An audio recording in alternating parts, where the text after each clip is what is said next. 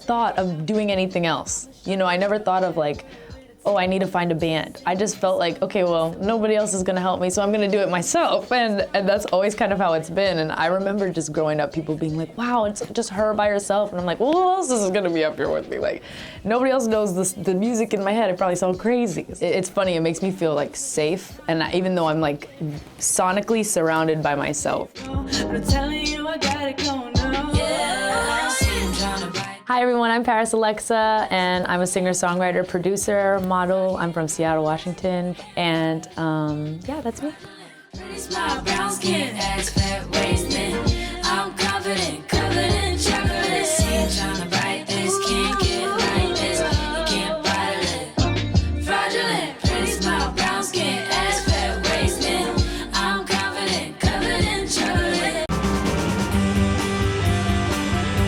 Tonight on Band in Seattle, singer, songwriter, producer, entrepreneur, Parisalexa is a quadruple threat. You're going to love hearing her songs and her story. Welcome to Band in Seattle.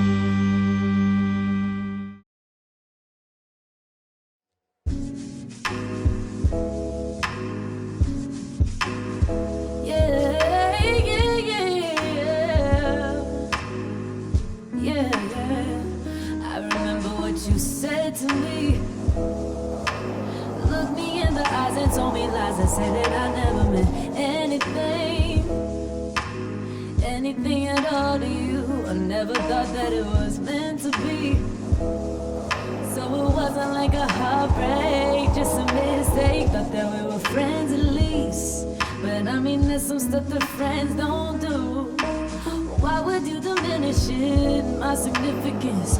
Don't you owe it to the memory, to be honest? Well, we haven't been playing by the rules, I guess, so I'ma do it back to you. Now I gotta tell you, you had me feeling pathetic. Your energy was negative. I ain't sweating over you. Now I gotta tell you, had me feeling pathetic. See, I had to cut you off, so next year I can bloom, yeah. You're such an opportunist. I don't know what I'm saying, you already knew this. That's just the way you operate, that's how you do stuff. You probably do it to me to a new chick. So telling you is useless. I got a new man and he teaching me some new tricks. You're trying to blow out burning bridges, I'm like deuces. You better hold on what you got before you lose. Recently, my music genre or style has been described as pop soul, specifically like with my voice. It's like it might be the same song, but somebody else singing it would sound completely different. And I think because of my roots, the way my parents raised me, the music they were playing, that's kind of where that soul element comes in. So even my next project that's coming out doesn't sound anything like the stuff I've already been releasing, and maybe like elements of it, but not like 100%. And it just makes me feel like so comfortable that there's no parameters and there's no walls, and I can, if I'm feeling mad, I can do a rock song, and if I'm feeling really sultry, I can do a jazz song, and if I'm feeling really at peace, I can make a little poppy bubblegum song, you know? And that all expressions, all feelings are welcomed in music. Like, that's so reassuring. Like this.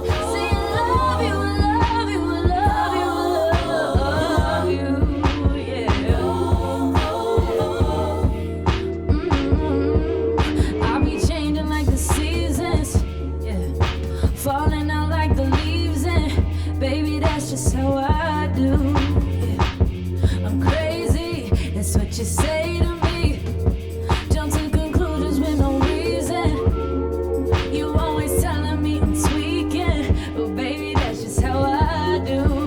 Yeah. I mean, I definitely loved singing covers and everyone else's songs, but for me, it was creating the songs that weren't there, or using elements and tools from songs I'd hear my parents play, like Stevie Wonder and Earth, Wind & Fire, and then kind of meshing them with, I mean, what I was listening to at the time was probably like Radio Disney and a lot of pop records, and just kind of merging the two. And I honestly think that's how I developed my musical sound now. I think I saw songwriting as telling a story, but also It was an emotional outlet for me. I think as a teenager, as a young girl, I just had a lot of angst and things that I wanted to say and how I felt about the world and who I was becoming. And the best way for me to express all of those feelings and those thoughts was through music.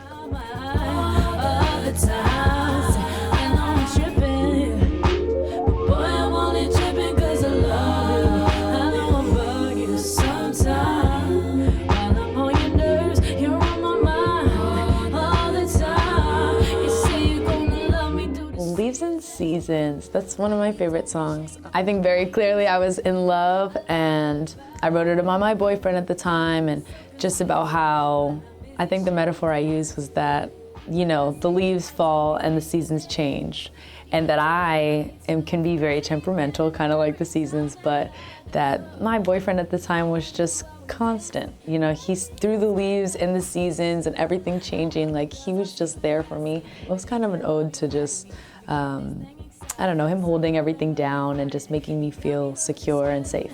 Got me up like a pill now, keep on telling me to chill out. Well, baby, I know I'm tripping, yeah. I'm only tripping 'cause I love you. I know I bug you sometimes. While I'm on your nerves, you're on my mind all the time. I know I'm tripping, but boy, I'm only tripping 'cause I love you. I know I bug you sometimes.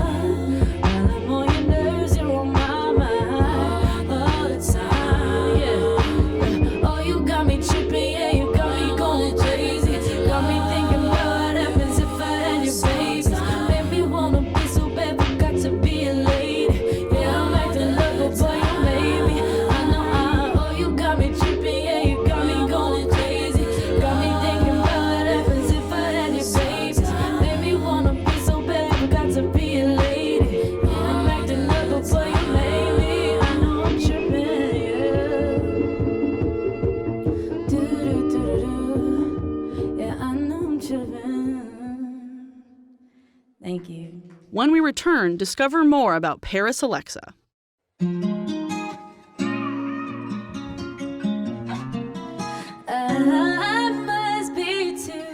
When I was younger, before I could talk, my mom says that I could hum. As I got a little bit older, I think I was like 3, and I got a little, you know, one of those little pluck keyboards, but I wasn't really like playing randomly. I was kind of like plucking out sounds, and my mom was like, wait a minute, like, is that a song? And so slowly but surely I would make little songs, and you know, they just started to make sense as I started to make it.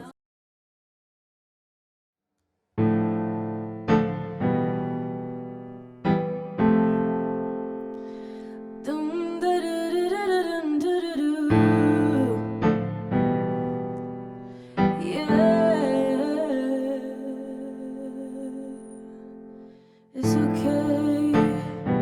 It's okay, it's okay.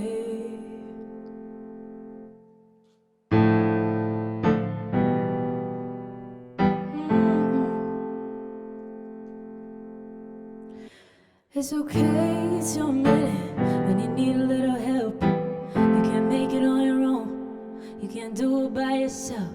I said it's okay, it's your minute.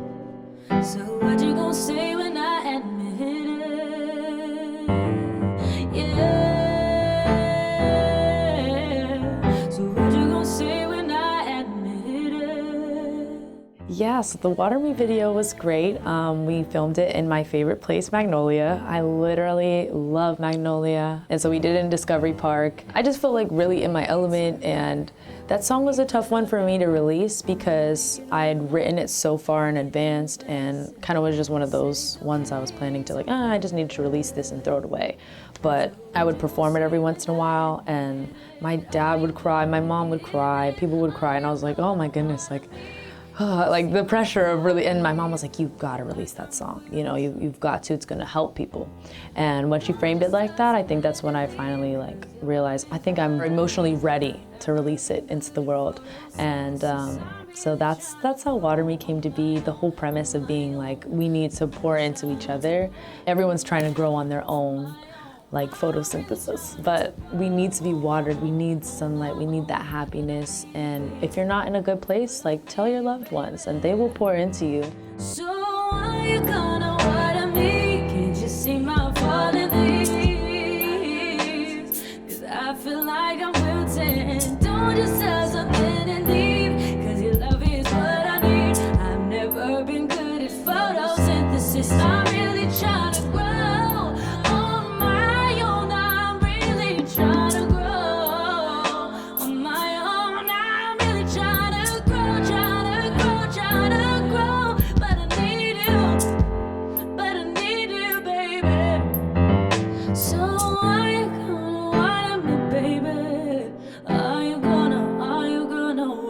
baby.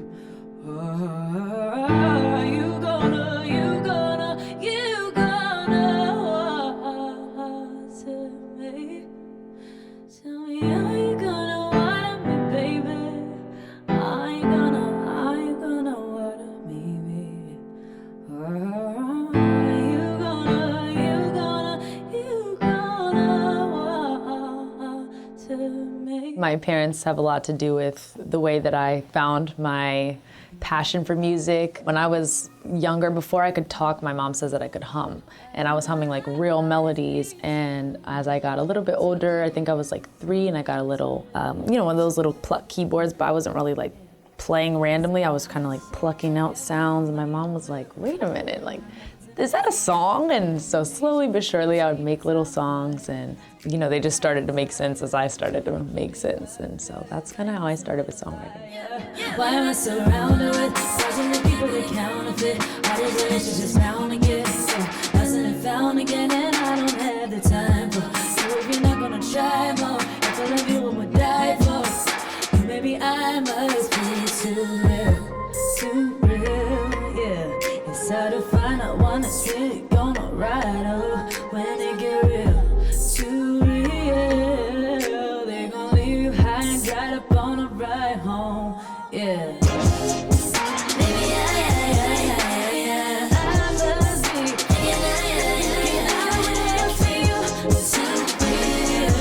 There's actually a lot of songs that I don't perform that I've written for other people. And most of those songs are either ones that like haven't come out yet, that I can't quite announce, like this huge person's gonna drop my song, but I can't say anything about it quite yet. And the cool thing is, because I am the writer, once the song is out, and let's say the song is huge and everyone knows it, I can still do my version live, just show the difference between how I originally made it, how it sounds on the radio, or how it sounds with that artist. So I have a lot of those coming up, actually. I'm really excited about them.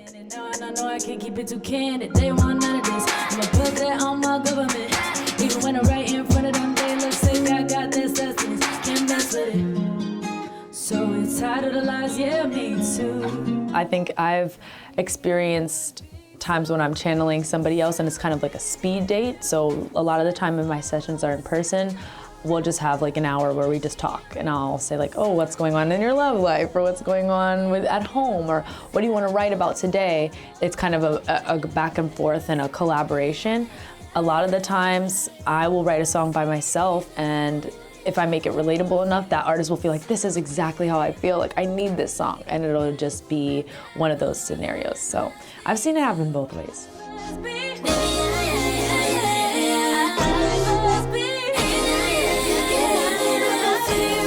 Too real. If I love you, I would die for. Maybe I must be too real. Too real. Yeah, maybe I must be too real. Too real. Must be too real. Yeah, I'm too real. Can't hide the way I feel. Too real. After the break, find out more about Parisalexa. Yeah, I'm always on go. Better watch how I go. Don't forget to let you know I be ballin'. I would chop it up by house. At the time, I wrote it for Post Malone, who's like a rapper on the radio, and who not really my genre, but I was like, I think I can do it. And my attempt turned into my biggest song. So I think that was really cool to watch that happen.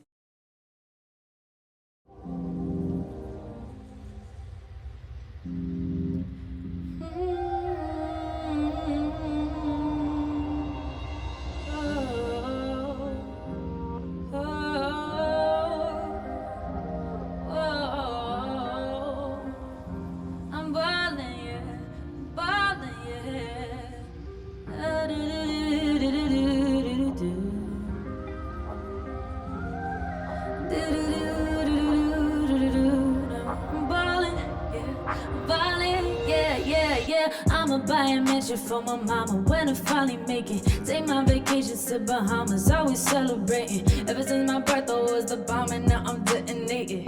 Now you can't relate, no, you just can't relate. Every day I wake up like a boss, and I be thinking Jesus, fakers try to get up. Ballin's probably my biggest song. I love the fact that I was able to drop it, and it recently got into a TV show, which is so cool, Black Lightning on the CW, which I was like, okay, check mark off that list. That was really awesome. But I made Ballin about similarly, like when I'm lit, I can't wait. I'm gonna pay my mom back. I'm gonna get her a house and do all these crazy things. And I at the time I wrote it for Post Malone, who's like a rapper on the radio, and you know, who not really my genre, but I was like, I think I can do it. And my attempt turned into my biggest song. So I think that was really cool to watch that happen. Taught me I could sound anything. You know, if I really try, I could do it. Jordan, are you ready to snore? I'll be busy ballin', I'm ballin', yeah, ballin', I'm ballin', yeah, I'll be busy ballin', I'm ballin', ooh.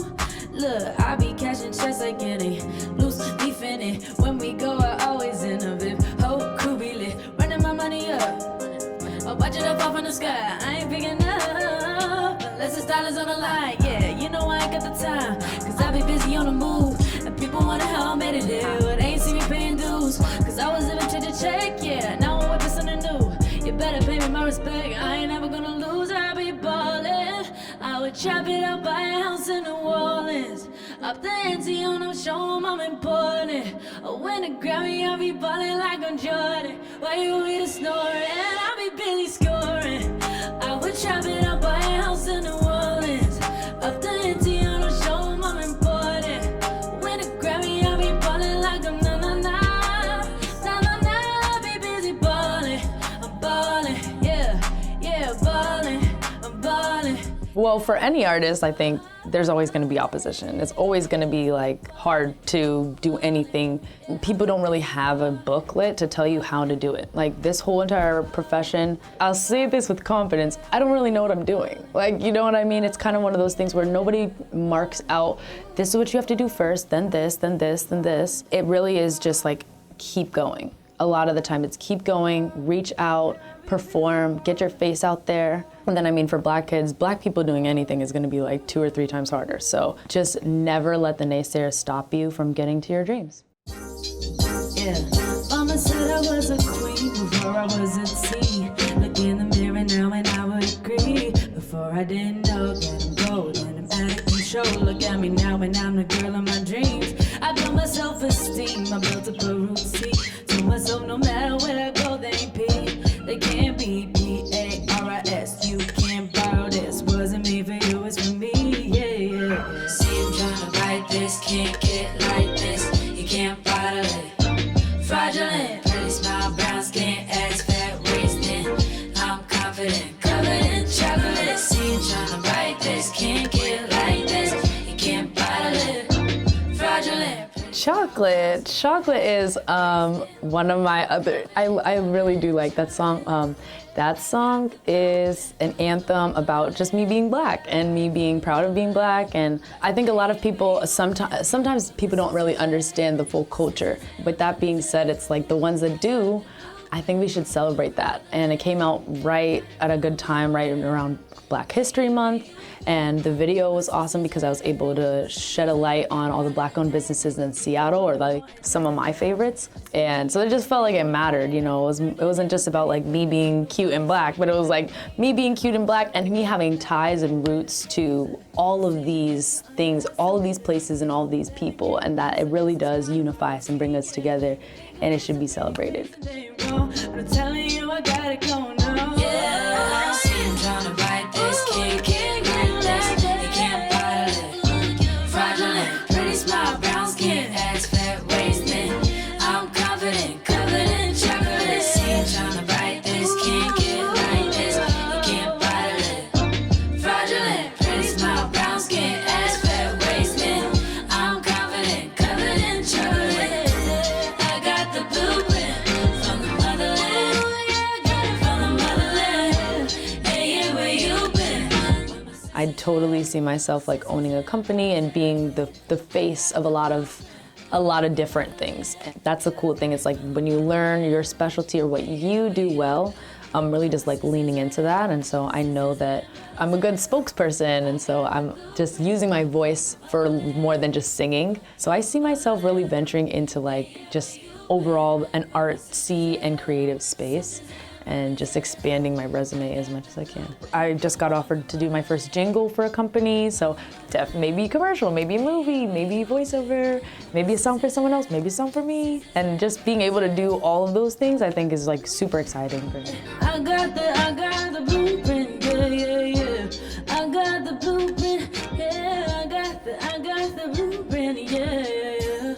I got the blueprint, yeah. I got the blueprint, yeah. I got the blueprint. I got the blueprint, yeah. Thanks for watching. To find out more about our bands, go to bandinseattle.com.